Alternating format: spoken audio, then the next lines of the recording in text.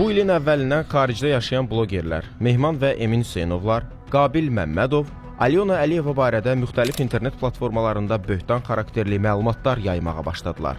Hətta Mehman Hüseynov canlı yayımların birində bir neçə saniyəlik şəkil fraqmenti nümayiş etdirdi. Bu saxta video materiallar hardan alınıb? Blogerlər videoları müəyyən adamlardan aldıqlarını deyirlər. Bəs bu adamlar kimdir? Bu suallara az sonra cavab verəcəyik. Gəlin ardıcıllıqla gedək.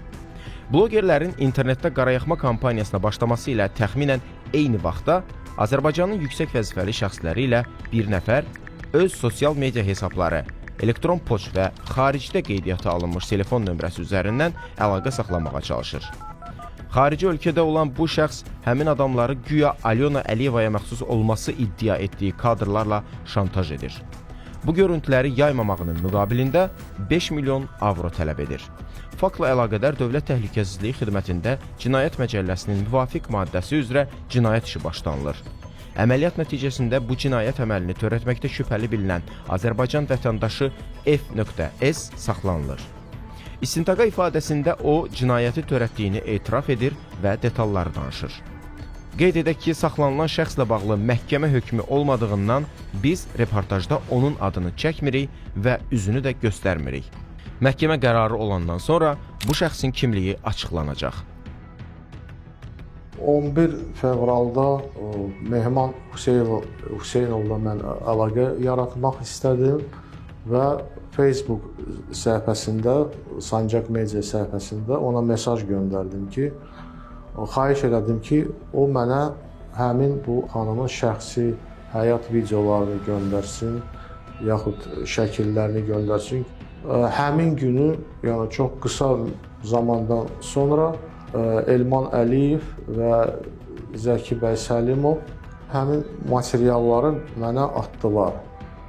Və hətta Elman Əliyev mənə 2 video atmışdı və mən onları baxandan sonra mən inanmadım ki, bu doğru videolardır, bu fake videodur.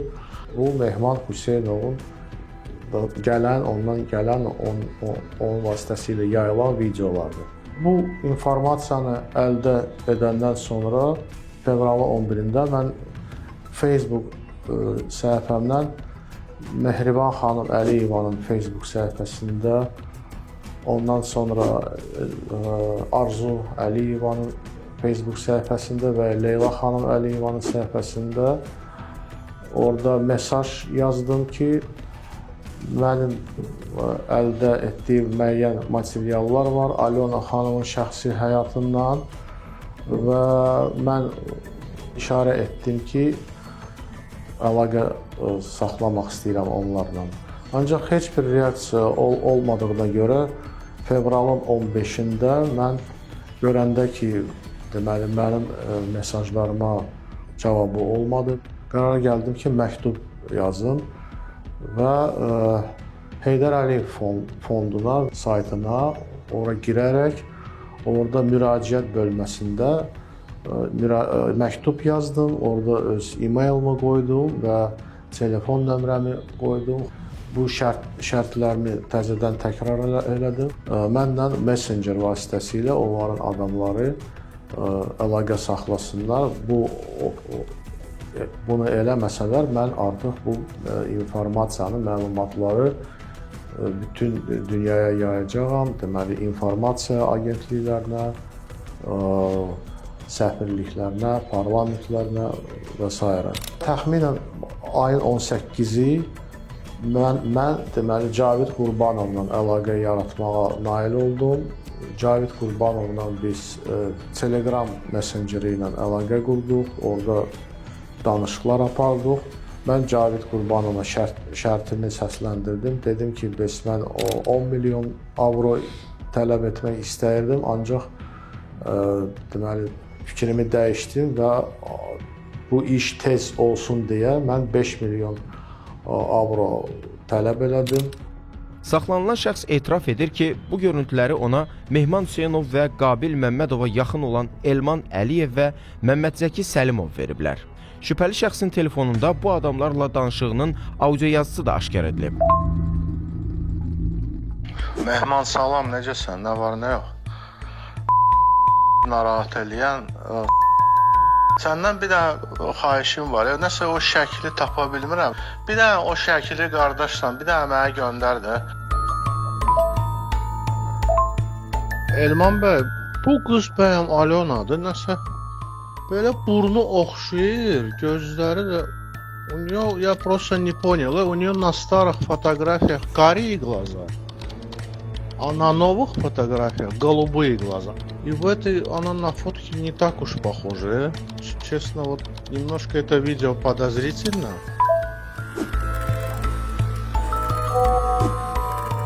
Я сейчас не дома, на улице.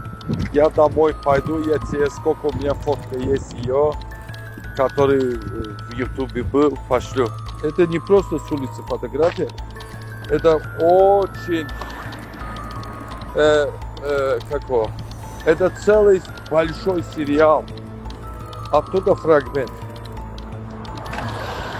То, что она, это 100%. Saxlanılan şəxsin telefonunda olan görüntülərin təhlili göstərib ki, onlar 18+ xarakterli saytlardan götürülüb. Kadrda olan isə bu tip saytlarda Amber Lulu ləqəbi ilə tanınan qadındır. Onun əsl adı, yaşadığı ünvan istintaqa məlumdur. Həmin qadının açıq sosial media hesablarında kifayət qədər şəkli var. Başqa sözlə, Alyona Əliyevaya qarşı aparılan bütün kampaniya böyük yalan üzərində qurulub. Bunu kampaniyanın təşkilatçıları, özlərini bloger adlandıranlar əlbəttə ki bilirlər. Onların belə davranışlarına qiyməti qoy hamı öz vicdanına uyğun formada versin. Amma bu işdə hələ bir sıra qaranlıq məqamlar qalır. Bu videoları özünü bloger adlandıran şəxslərə kim ötürüb? Saxlanılan şəxsin telefonunda tapılan audio yazının daha bir hissəsini təqdim edirik.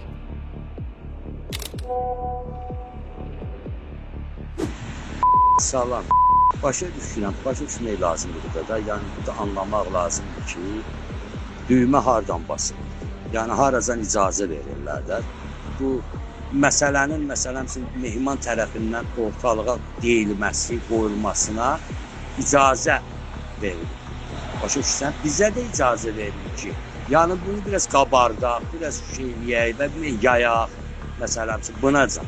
Çünki bilirsən ki, yəni ki, burada kimsə nəyisə artıq dərəcəyə qoysa ortalığa o vurulacaq. Yəni bunu sən gözəl başa düşürsən və gözəl də bilirsən.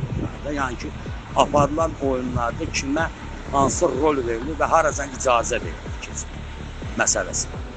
Bu çox geniş, dərin bir söhbətdir. Ona görə mən belə qısaca üzdən deyirəm. Çünki bilirəm ki, sən bunları bilirsən, ona görə səndən bu adı söhbət edirəm. Bu günləri biz, yəni ki, o icazə verilən xəttəcən gedirik də, oradan o önə keçəcək, bu çox olduqca çətin bir vəziyyət yaradır.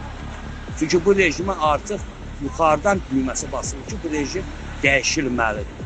İndi hansı formada, hansı formatda dəyişilməlidir? Sualı durur ortada. Yəni bizə icazə verəcəklərmi biz dəyişək, ya kimisə gətirəcəklər dəyişmək. Ona görə mən həmişə söhbətdən nə deyirəm? Deyirəm, böyük siyasətin içində oyun qurmağı lazım, bacarmaq lazım. Əgər biz oyun qura bilsək bu böyük siyasətin içərisində, o başqa məsələ. Onda biz udarıq. Yox, oyun qura bilməsək, onda başa düşsən, cəmaatın gözünün qabağına elə bir insan çıxartacaqlar ki, onun ətəyində namaz hamı qılmağa hazır olacaq. İcazə verən kimdir?